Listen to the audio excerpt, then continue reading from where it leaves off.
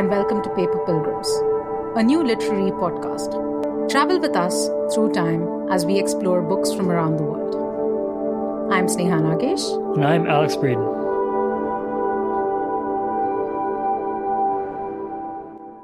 This is episode 3 of series 1 of Paper Pilgrims. In this first series, we're discussing books from the post-war period in Japan. And in this episode, we talk about The Temple of the Golden Pavilion by Mishima Yukio.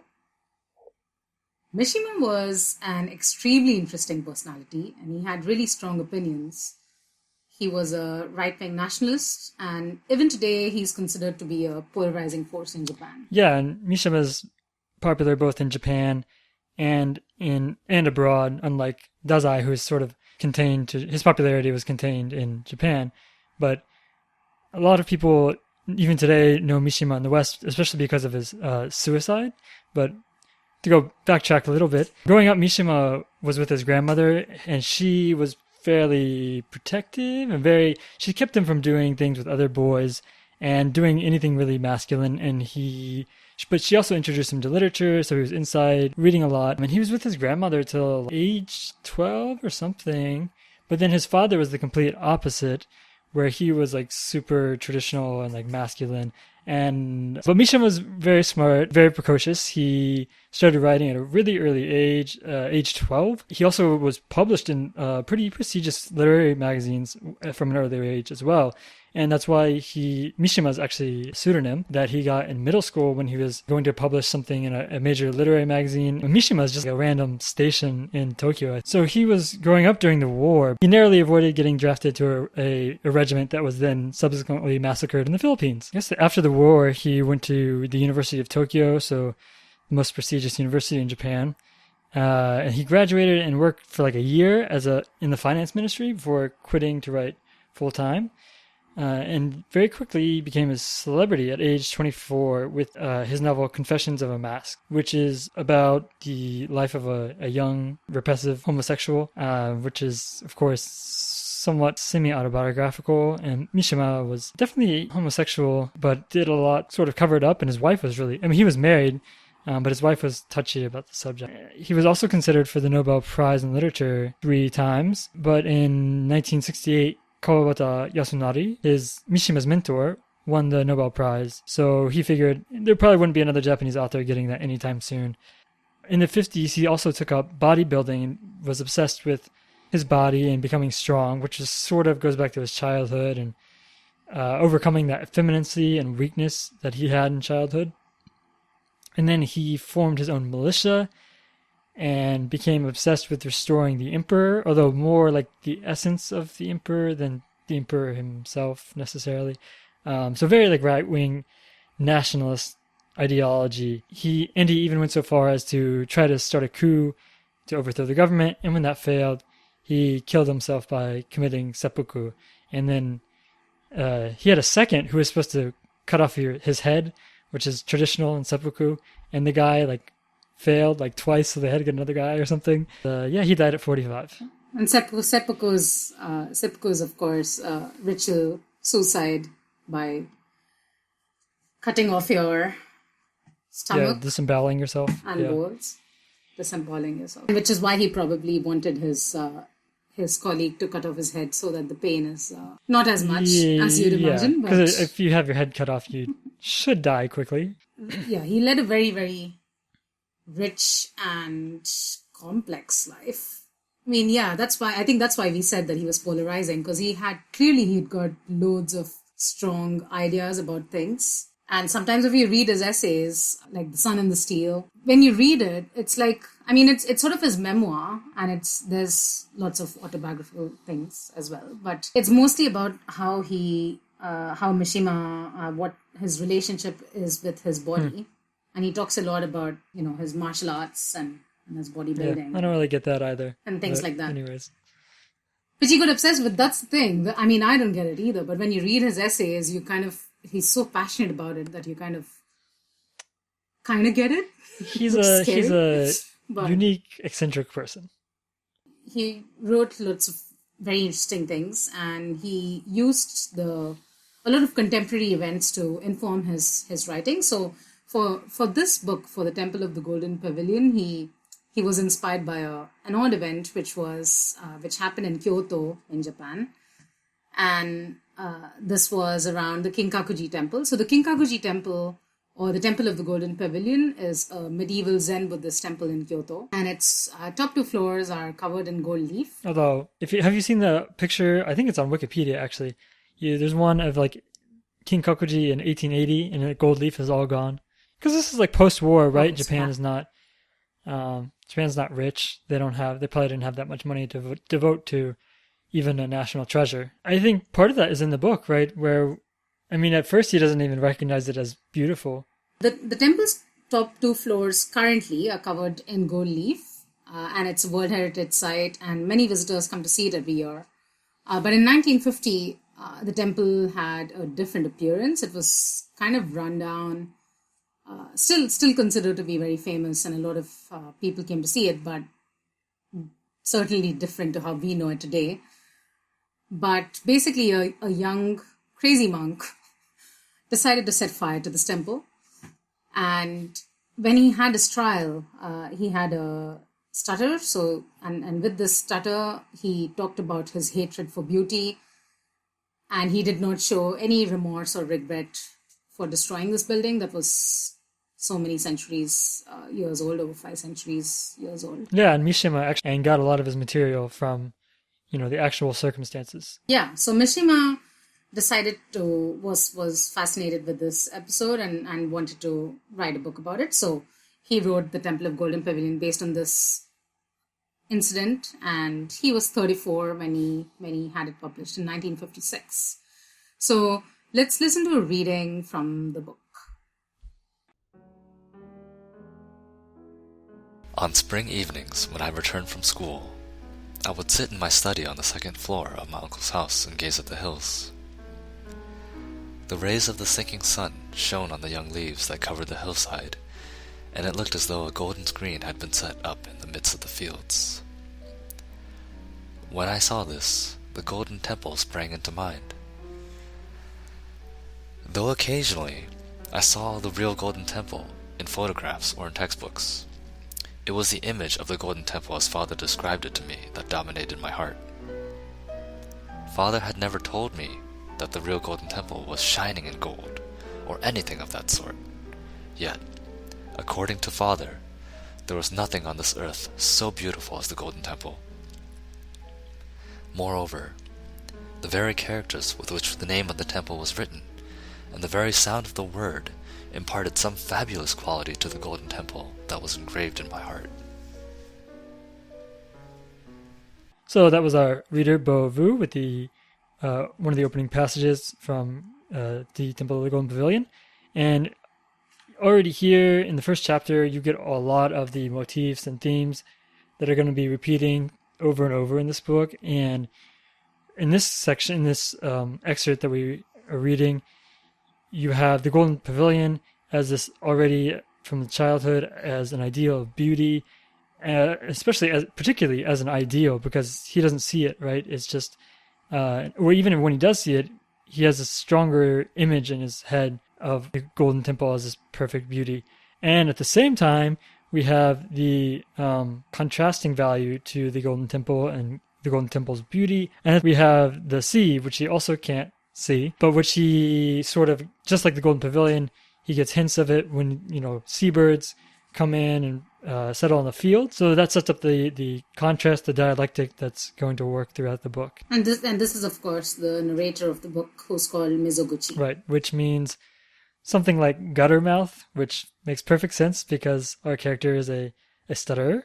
Yeah, and he's there's lots of descriptions in this first chapter as well about his experience with stuttering. He sort of thinks that it protects him from the world, but ultimately he's very, very conscious of it, and he's constantly feeling like he can't express himself properly. Right. Yeah, and Mishima's sort of like weird philosophy, it's protective because, this develops throughout the book, but beauty is sort of beauty in the Temple of the Golden Pavilion is a negative value, and because of this stutter, but not just the stutter, his entire psychological makeup of being unable to closely interact with things. He's prevented from succumbing to beauty and sort of succumbing to passivity in the way that other people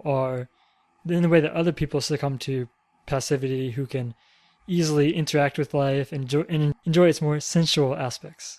Right, yeah, because he feels like every time Mizoguchi wants to say something, the stutter is like one layer of his expression, and he has to, first of all, a normal person without a stutter probably can just use their thoughts and then translate them into speech, whereas Mizoguchi has to think a lot, and this then impedes him from saying what he actually wants to say, and he probably overthinks and says something else entirely different. He says somewhere that, by the time the world actually comes to him, it already smells of death or something like that. So it's already like the world that he is perceiving is old and rotten and not fresh the way other people enjoy it. Well, like this quote in here, in the first chapter, where he says, when a stutterer is struggling desperately to utter his first sound, he's like a little bird that is trying to extricate itself from thick lime. When finally he manages to free himself, it's too late. Yeah, which is a nice metaphor, right? Mishima's very, very heavy on the metaphors, but this one I think is good. Okay, so there's there's a lot of the themes of the book that already come up here. There's also an incident that happens in Mizoguchi's school, where an attractive and sunburned naval engineering student rocks up to the school, and then Mizoguchi feels envious of him and decides to take his symbol of pride, which is a sword, and then he cuts up the scabbard of the sword, which kind of shows that he's got some sort of tendencies to turn his thoughts into actions that are not positive actions. That's true. That also shows. I mean, a lot of this novel is dealing with his passivity, right? But already here we actually have some small form of activity from him. So that's interesting. But yeah, it's like prefiguring the burning of the temple that we're eventually going to get. And everyone knows that the temple is going to burn, at least the people, in the 1950s reading this for the first time, because that was like major news. Right. And still, relatively well known, although I think a lot of tourists who come and see the very shiny golden leaf-covered temple, which is what the temple looks like today. And it's beautiful, by the way, for those listeners who haven't seen it in Kyoto. It's a really beautiful place. Yeah, but I guess like for those visitors, it must be very hard to imagine someone setting fire to it. Yeah, I think that goes with a lot of tourism in general. I think you have a tendency to believe that, something has always looked this way, but there's a history to it that you don't see. And that's especially true for all of these Japanese architectural sites. There are, a lot of them are wooden, so they've been rebuilt or burned down or whatever, but you just see the modern incarnation and you kind of assume that it's always been like that. Right. So if we come back to what's happening in the first few chapters of the Golden Pavilion, we are introduced to a girl interest or a girl obsession. Yeah. Mizoguchi can't even string a sentence together when he's in front of her. But he tries to meet her when she's going on her bike one morning. But then she goes on to tell on him the fact that he was, sort of hanging about, watching her. She goes and tells his uncle about this, and then Mizoguchi gets reprimanded, and he then proceeds, as a child does, to pray for her death obsessively for weeks. Right. And this is that same motif repeating over and over, because Uiko is the symbol of beauty throughout the book. She's the first one, and her name means something like has benefit or has wealth or whatever. So it's something, she possesses a good quality, basically, and that quality is beauty. And so here again, he's praying for the destruction of beauty. But then also in the scene, I think there's some other seeds that we can look at when he freezes up trying to talk to her, when she's on the bike. He says, quote, "When action was needed, I was always absorbed in words, for words proceeded with such difficulty from my mouth that I was intent on them and forgot all about action." And so this obsession with action is also really important to the book. And activity as a philosophical concept goes back to like 18th century German philosophy, and influenced Karl Marx and people like that. Mishima is mostly working from Friedrich Nietzsche, and Nietzsche's concept of nihilism as being either good or bad. Like nihilism in Nietzsche's construct can be either active or passive. But basically, nihilism arises when you have a collapse of an old system of values, which for Nietzsche would have been, Christianity dying out because of science or that sort of thing. And the passive nihilism would be just being really depressed and not doing anything and just assuming that life is meaningless and sulking. Whereas active nihilism would be going out and being active in the world, destroying the old values and trying to create something new. Which I think, this novel is a philosophical novel, right? So it gets a bit hard to process at times. Yeah. But I think that's the gist of it. And if you can get that, I think this novel makes a lot more sense. Yeah, the dialogue often sounds like it's just two people reading from a book to each other. But the dialogue is definitely but I think once you can artificial in nature, but intentionally so. Yeah, right. I think once if you just you kind of get into it as a reader, you don't really, once you get past the first few lines, then the Mishima is expressing lots of very deep concepts, so kind of forget about the dialogue aspect of it. But in this particular incident, when Mizoguchi encounters Uiko, and they're having a chat, he's trying to have a chat with her, the translation was kind of interesting. Yeah. Well, so we're both reading the Ivan Morris translation, which was done in the 50s, like soon after this book came out. And it does feel a little dated and old-fashioned. So just to read what Uiko says, "Good heavens," she said, "what an extraordinary thing to do, and you only a stutterer." Which sounds very like proper, I don't know, 50s. You're in your frock and you're having a cup of tea. Yes, that's what it sounds like. But yeah. I think the original Japanese sounds much more casual, and it's a lot more dialogue. Yeah, definitely. Based. So just give my own rough translation. I would say, "What's your problem acting so weird? And you're just a stutterer." It's like very, like a young girl with spunk. Right, and that's what that's what I'd imagine a girl says to a boy who's just stopped her on the street in the middle of the night.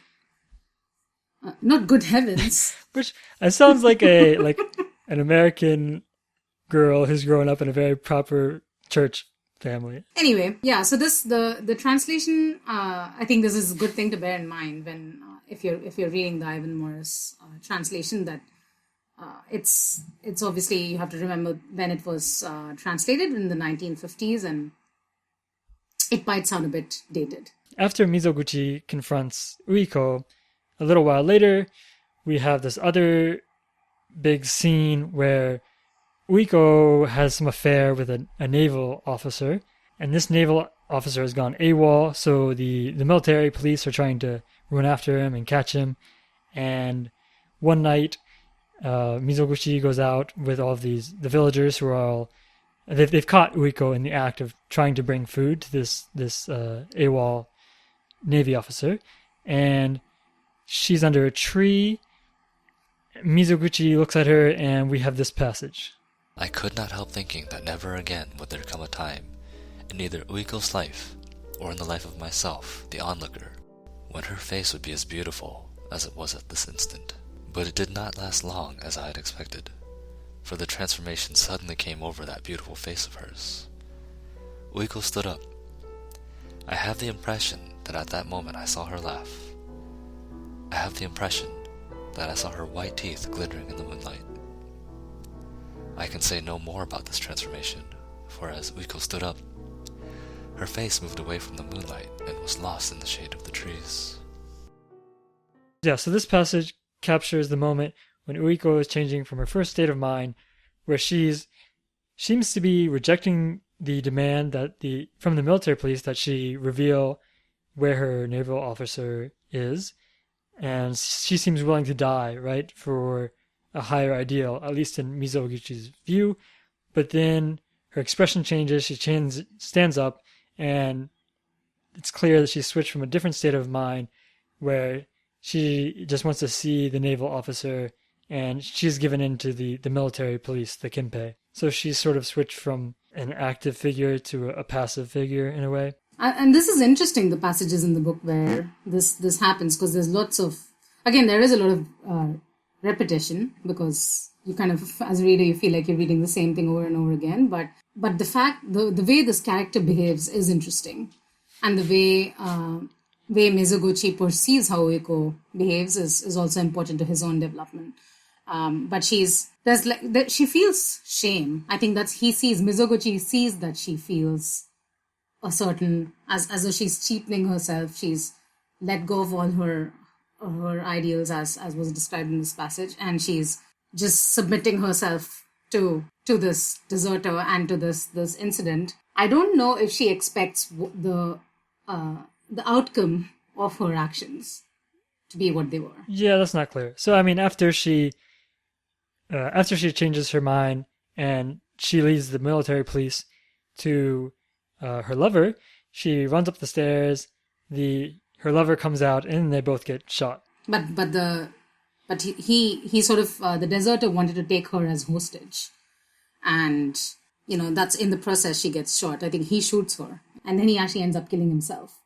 So it's sort of like, first of all, you're seeing how Uiko's character is changing, and then this deserter who you don't know much about, he also seems to be kind of a complex character himself, and he's also behaving in ways that Uiko didn't expect him to behave in.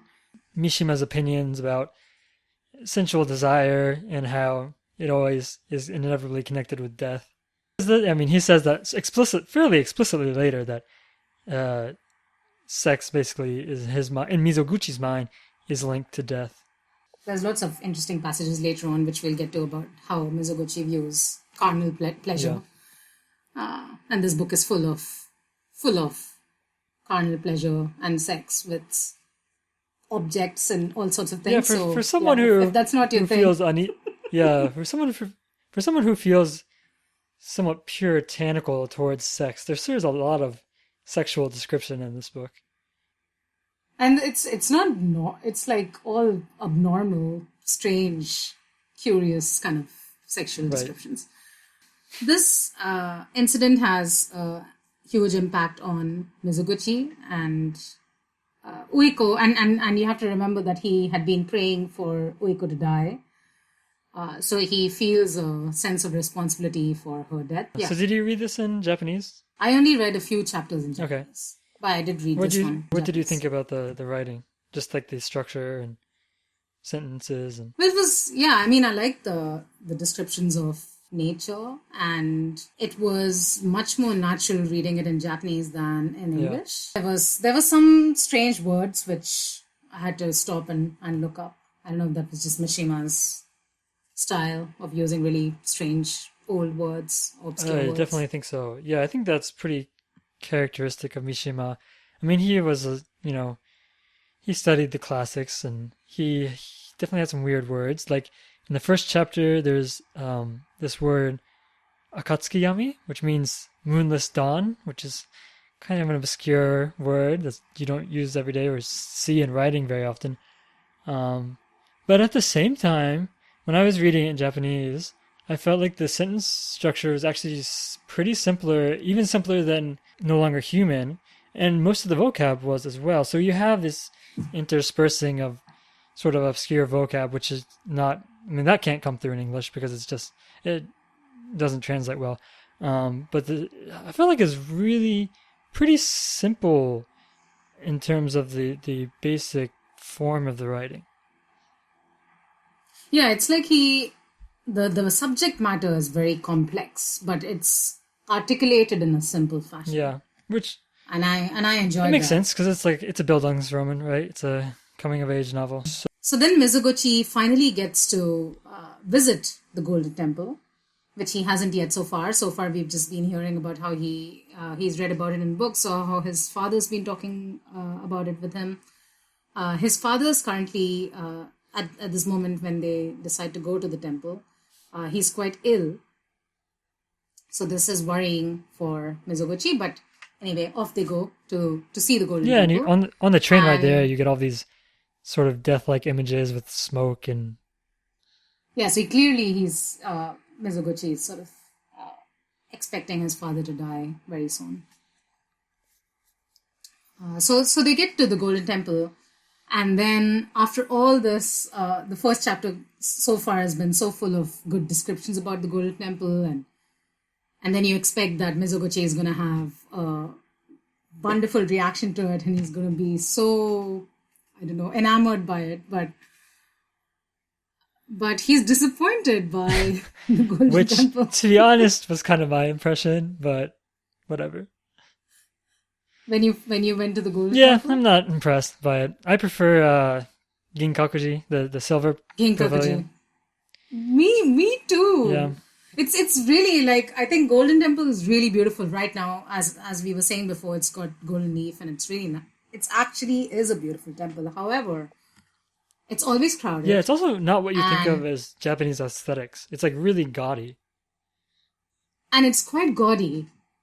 So you don't, it's like the brochures and the magazines and everything and the guidebooks you read paint a picture of great beauty. And when you go there is a lot of gold. So it's, you're caught off guard for a little bit, but it's very hard for it to move your spirit in any way. Like, unlike, I don't know, Nanzenji Temple in Kyoto, Yeah. or even Ginkakuji, which are a lot Kiyomizu, more, yeah. or Kiyomizu. I think there's much more deeper and more beautiful places in Kyoto.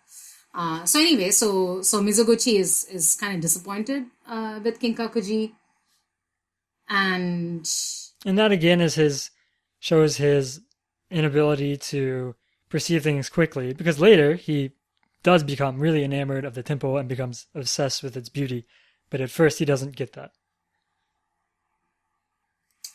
and then we are introduced to a character called Father Dosen, who is a friend of his father, who was a priest in the Golden Temple, and we'll come back to him in a little bit. But at the end of this chapter, Mizoguchi and his father go back, and then his father dies, Yes.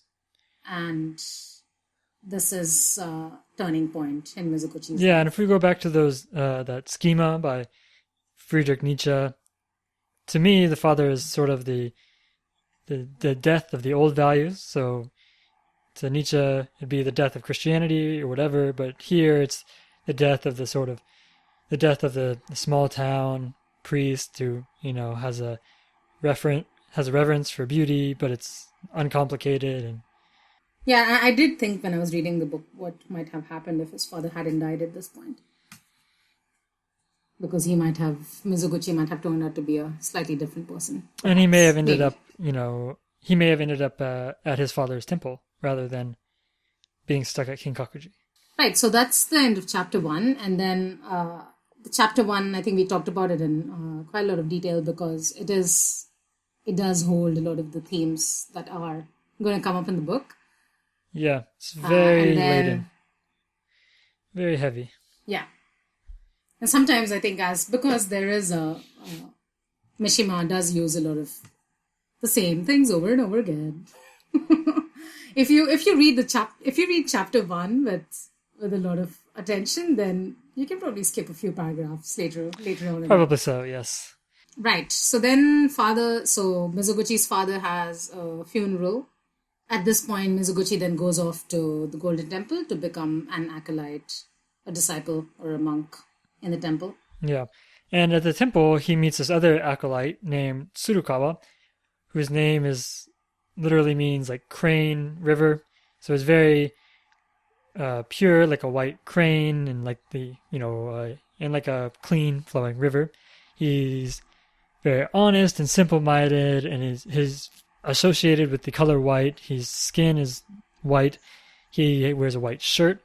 So this is the first possibility for Mizoguchi, is to become attached to someone who's really pure, and through someone who's really pure, come back to the human fold in a way, or towards the, come back to the Tsurukawa represents a way of approaching happiness through the front door, so to speak, by being positive and embracing the traditional values. Yeah, this meeting sparked some hope. But yeah. It doesn't last long. Doesn't last long. Could have been a really good. I mean, Tsurukawa. I really like Tsurukawa, and I think that's supposed to be the reader is supposed to like Tsurukawa. Yeah, but he's also kind of bland. But then he's so simple, and he's kind of you just he's naive. He's naive. He's naive, and you just want Mizoguchi to just take a break and stop looking at the rotten core of everything at all points. Like he just, Mizoguchi might encounter an insect on the street and then just think about how the world is a terrible place. Right. So he could do with some of Tsurukawa's characteristics. Right. Unfortunately, as we'll see, it doesn't really pan out that way. But for the while, anyways, they're friends. And at the same time, so this is all right now is taking place during the war. And we have little bits and pieces, flashes of what's going on in the war.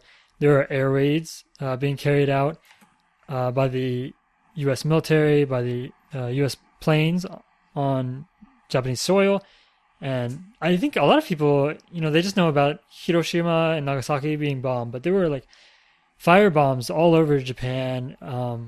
Tokyo was completely devastated. So there was a real concern. Here, Mizoguchi is concerned that Kyoto is going to be bombed.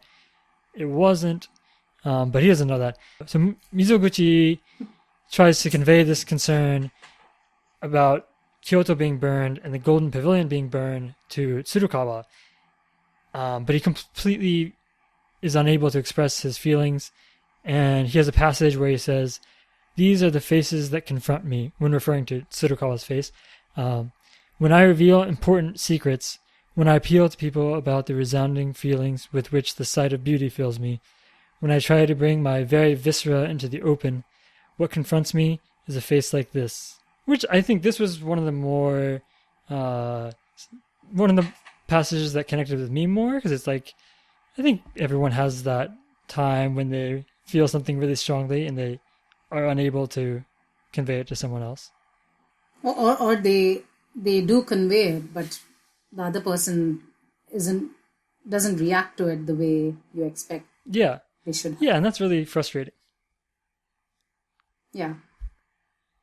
Yeah, if I felt there are passages like this through the book where you kind of connect with Mizoguchi a bit more when he's when he's sort of he clearly feels a lot of challenges with how he is, and when this troubles him as a reader, I think it's you can sort of sympathize with him a bit more than when he's describing the sorrows of the world and the meaninglessness of it. And his weird obsession with and fetishization of sex, the Golden Pavilion and the temple.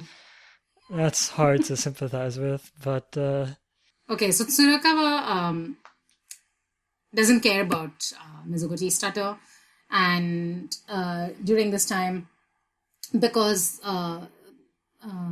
people are kind of worried the Golden Pavilion might be bombed during the air raids, for Mizoguchi, the temple seems even more beautiful. And the temple seems very evanescent, and he can sympathize or connect with the temple on a pure level than he is able to later. Like, he's able to be on equal footing with the temple because the temple seems like it's going to be destroyed. He could easily be killed in this firebombing. So they have something in common.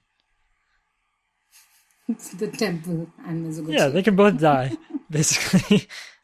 They both have a limited life on this earth, and this helps Mizoguchi enjoy that life more. Yeah. I think And that's a very enjoy the important temple more, part. right? Because later, Kinkakuji, the Golden Pavilion, becomes a symbol of eternity that's really oppressive, but it's not there yet. So let's stop there for this week. Next week, we'll pick up with an episode at Nanzenji Temple, which is quite titillating,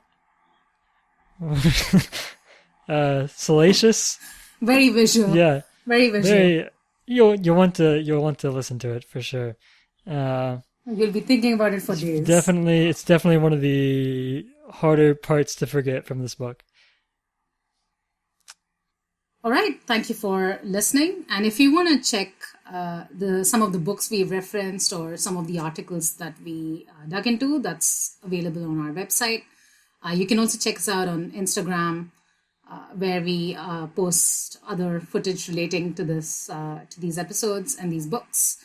And also follow us on Patreon, where we sometimes put up bonus episodes and other more exciting things. So thank you for listening, and watch the space for the next episode.